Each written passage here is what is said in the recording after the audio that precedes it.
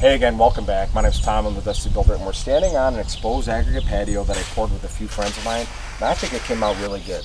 If this is a project you're thinking about doing, I got some tips and tricks for you. I also have a few things to avoid to prevent you having to tear up this project. What a nightmare that would be. So, concrete's one of those funny things where you can watch a professional do it, and you might get a false sense of what is possible. This isn't going well.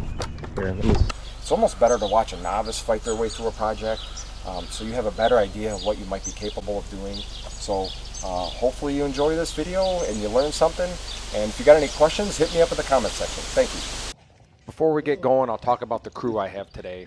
There's 6 of us, and while we're definitely not professionals, we aren't beginners either. The project we're working on is a patio and walkway for my lovely mom.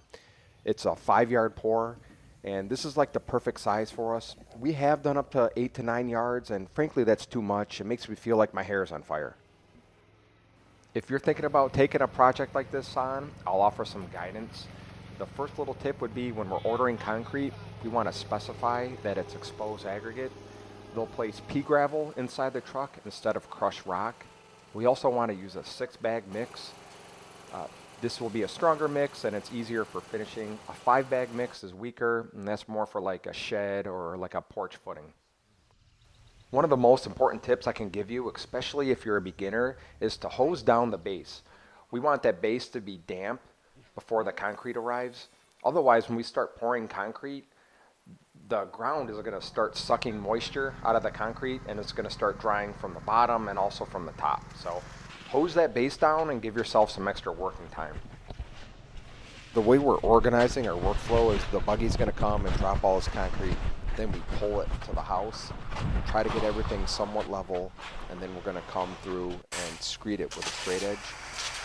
The straight edge we're using is a 14-foot aluminum straight edge that's nice and flat. You could get by with a 2x4, just make sure it's flat. This method we're using, I call it the swoop method. So we're kind of swooping back all the extra, and then the guys on the rake pull it away.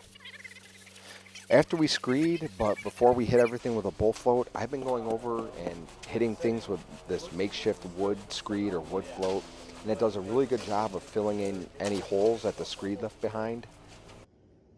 Here's a close-up look at this wood float. It's 4 feet wide. I made it out of a piece of cedar, and it's super handy, especially for doing sidewalks. And that fitting you see on top, you can order that on Amazon, and I'll put a link below.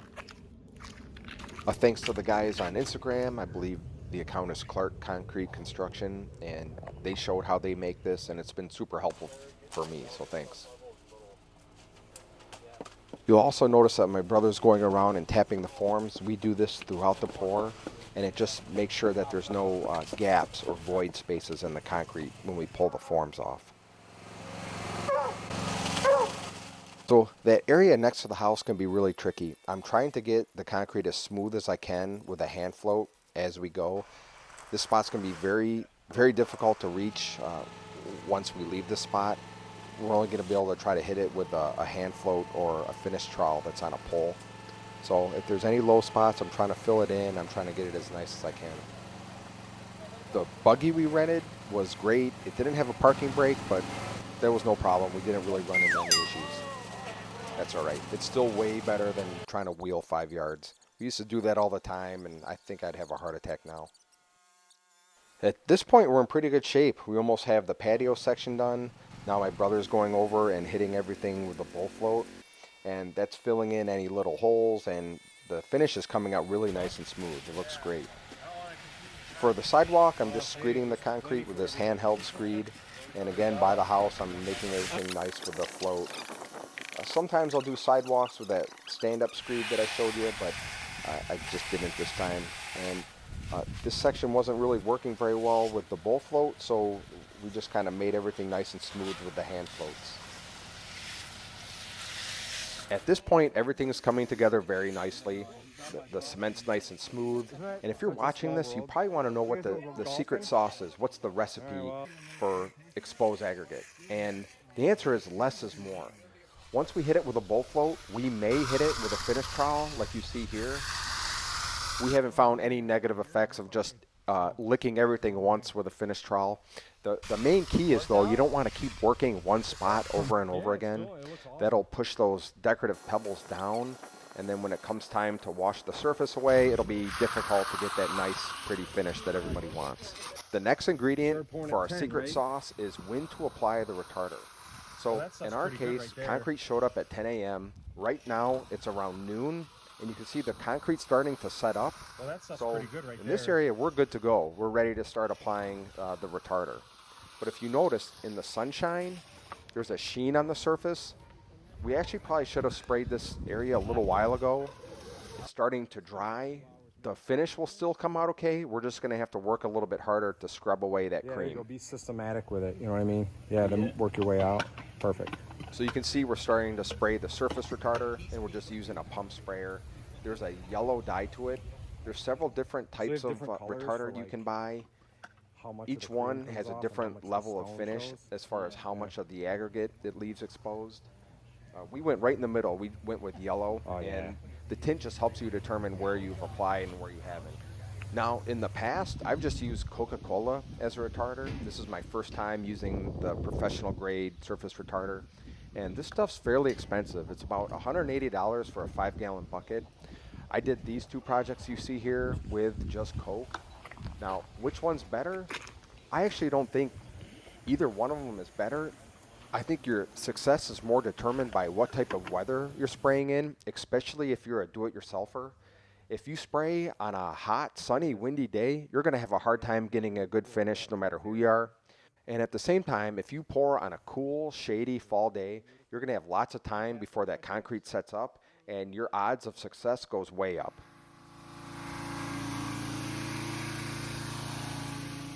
Okay, just a quick recap to see where we're at. Concrete came at 10 a.m. We finished pouring around noon, and we sprayed the retarder on shortly after that. And this is that spot that was in the sunlight, and it needs a little bit of extra elbow grease to expose those stones. All that talk about weather, I didn't mention the weather today. It was 70s in the morning, and then it got up into the 80s throughout the day.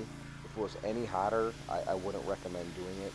And this spot, even though that it was in the sun, it didn't sit as long. We got the retarder on it a lot quicker, so we're making pretty easy work of this. That spot on the patio was we really had to do some scrubbing. But I think it came out okay. What do you think?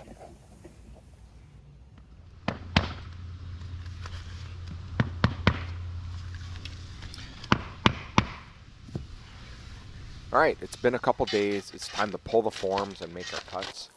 So before I pull the forms, I go through and I lightly tap just so I know that the forms are separated from the concrete. Last thing I want to do is accidentally pry up on the concrete and crack something. So when we cut concrete, this is what I used to use. I used to use like a sacrificial saw, and they don't last long before the bearings go. Now I use a skill saw, and these things are great. They have a lot of torque, and they really have no problem cutting through concrete. I set the blade to 1 inch. You're supposed to cut a quarter of the depth of the slab. So I have a 4-inch slab, so I cut down 1 inch.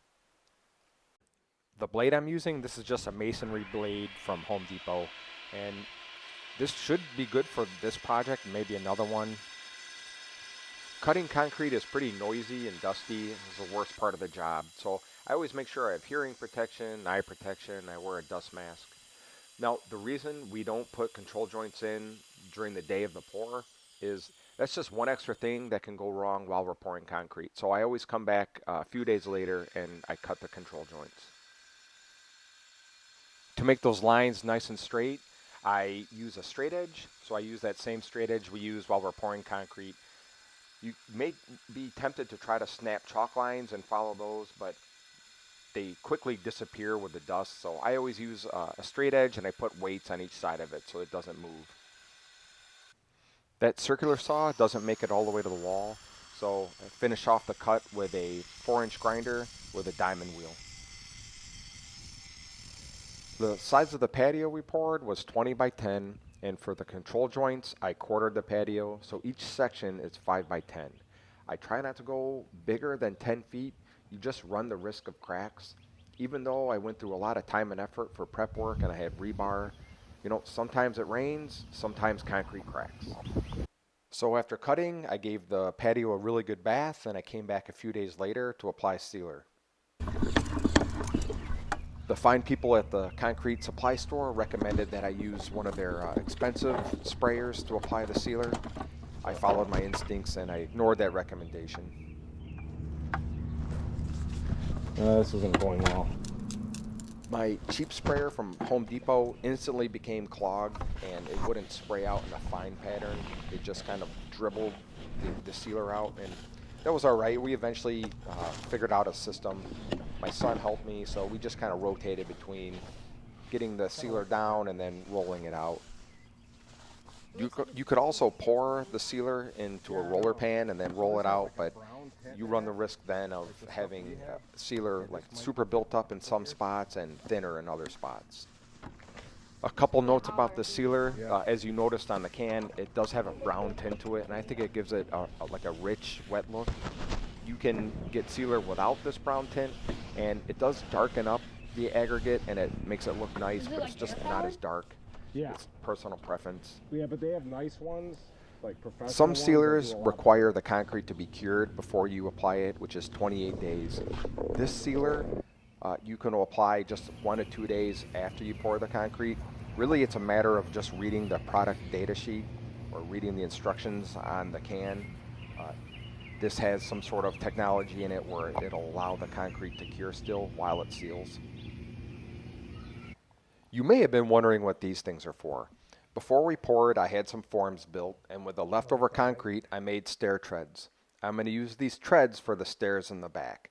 Make sure you like and subscribe so you can follow along to see how they turn out. I may be a little biased, but I think this project came out really nicely.